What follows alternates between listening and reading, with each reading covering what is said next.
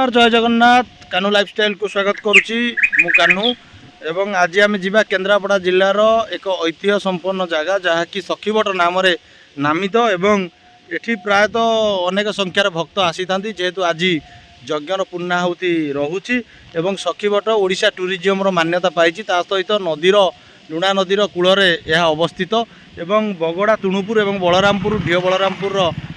पाखापाखि ग्राम रही आम जो जगार अच्छी ये नालबंध एवं यह लगी रही नईबंध एवं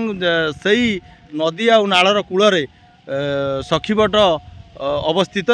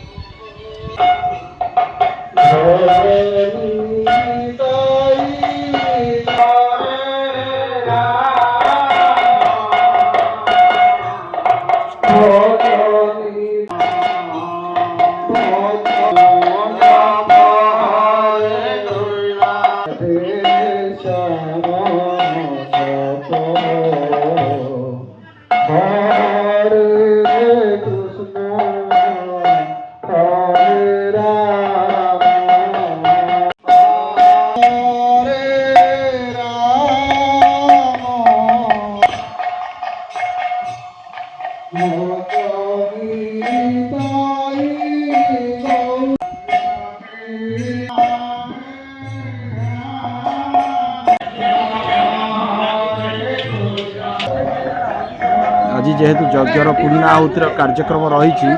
से परिवापत्र सब कटा हो कहीं संध्यारे श्रद्धालु बहु संख्यार आसबे और से प्रसाद सेवन करेंगे तो आज जेहेतु ये सखीबटर पूर्णाहुतिर कार्यक्रम रही से अनेक संख्यार भक्त मैंने आसबे और प्रसाद सेवन करेंगे से परिवापत्र जोरसोर कटा चली सेपटे नना मैंने रोषे कर व्यस्त अच्छा सेठी संकीर्तनर कार्यक्रम चालू रही सांस्कृतिक कार्यक्रम संध्यारे रहुची विशेषकर रामनवमी ठारू यज्ञर कार्यक्रम आरंभ होता है एवं पूर्णिमा दिन यह शेष होता है। आज जेहेतु पवित्र असुरेश्वर रघुनाथ जीव मंदिर रे आज जेहेतु दांड यात्रा रही आज पूर्णिमार दिन एवं यही दिन यही सखीबटर यज्ञर पूर्णाहुतिर कार्यक्रम समाप्त होता है एवं विशेषकर एठी अनेक संख्यार भक्त मैंने आसी था एवं प्रसाद सेवन कर प्रभु कृपा लाभ करी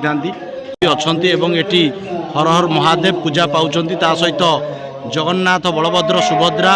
एवं राधाकृष्ण एभली अनेक हनुमान ठार आरंभ कर समस्त देवादेवी एठार पूजा अर्चना चली जेहेतु आज पूर्णाहुतिर कार्यक्रम रही देखिपे एवं एठी नना माने बसिचंती एवं आज जेहेतु यज्ञर पूर्णाहुति रोची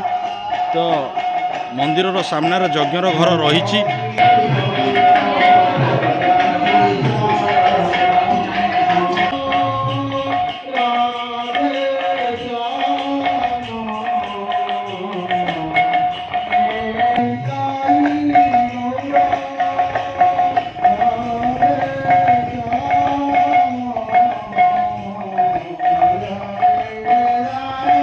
चतुर्विंशतम कली कलुष नाशन विश्वशांति महायज्ञर कार्यक्रम नवमी आरंभ हो आज जेहेतु पूर्णिमा रही पूर्णाहुतिर कार्यक्रम रही जेहेतु रामनवमी यह यज्ञ आरंभ होता है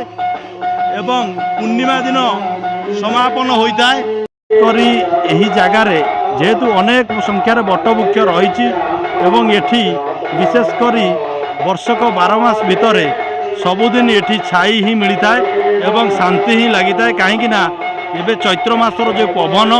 एवं खरा दिन जो पवन रही ग्रीष्म प्रभाव रक्षा पाई अनेक संख्यार भक्त माने एवं बाटोई माने विशेषकर प्राणी माने गाई गोरु ठारू आरंभ कर विभिन्न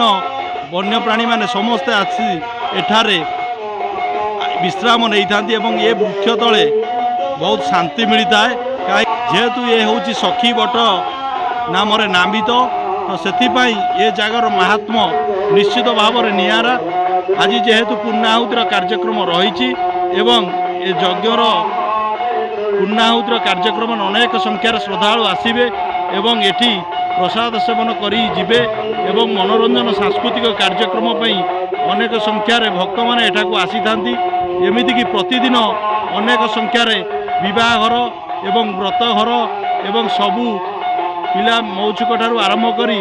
मनस्कामना पूर्ण होगा पर्यंत समस्त कार्यक्रम एठारे होता है।